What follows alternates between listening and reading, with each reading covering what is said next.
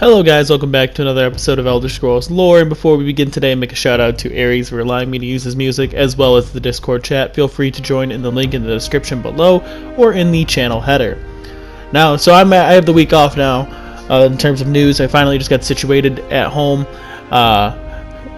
Kuyo of HV Productions like to point out that my schedule for posting videos is really out of the ordinary, and it is. I do agree with that. It has to do with whether or not my availability in certain times. I know if I put a preset schedule of letting videos come out at a certain time, I'm going to forget to put them on the Discord chat, and I know that's where a good amount of my viewers come from.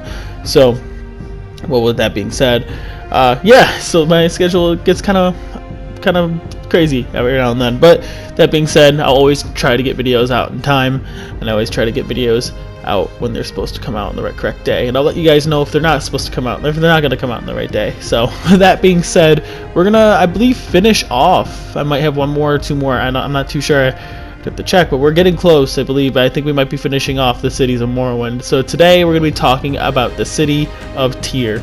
Or is it Tyr? I want to say Tyr. I'm going to go with Tyr, so I don't know. Go with it. Correct me in the comments. That'd be a shit show if I'm saying it wrong. Let's go. So, just before we begin, I'd also like to apologize for my dog, just in case you hear her barking or scratching on something. My setup at home isn't completely up yet, so bear with me. But Tyr is one of the 8 major city-states in the province of Morrowind, situated in the southeastern peninsula near the plains of Deshaan. It is traditionally the home of the Great House Dress, whose sphere of influence revolves around an agrarian agricultural society. House Dress, by extension, Tyr, are at the most forefront of the slave industry in Tamriel. The slave pens and plantations of Tyr are infamous across the continent. Tyr is located, as I said, in the southeastern peninsula of Morrowind, near the border to the province of Blackmarsh. The land surrounding Tyr is harsh, consisting of damp swamps and scorching sun. Overall, a rather industrious and unforgiving environment, and a dividing point between Deshaan and Blackmarsh. Because House Dress operates in Tyr, the land consists of salt rice and lichen plantations, where various slaves work around the clock. Even as far south as Tyr, the land is shrouded in red skies.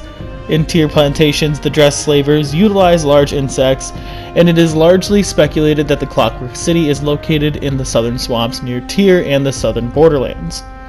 Tyr is neighbored by several settlements, including Corkhearth Run in the north and Silnim Dale in the northwest.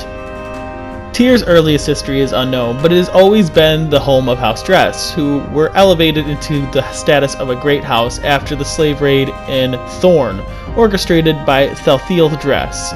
It is worth noting that Thorn is located across the border of Tyr in the region of Thornmarsh. In tribunal mythology, the outskirts of Tyr is also where the second known appearance of the Ruddy Man, a supposed aspect of Molag Bal, was. The Ruddy Man was originally defeated by Vivec near the town of Nissus, but 10 years later the Ruddy Man would appear again, taking control of the wayward shaman of the House of Troubles. The Ruddy Man had destroyed several villages across the countryside until Vivec defeated him again, leaving the carapace with mystics and scholars of the Number Room. A mystic would don the carapace and study it for an eternity.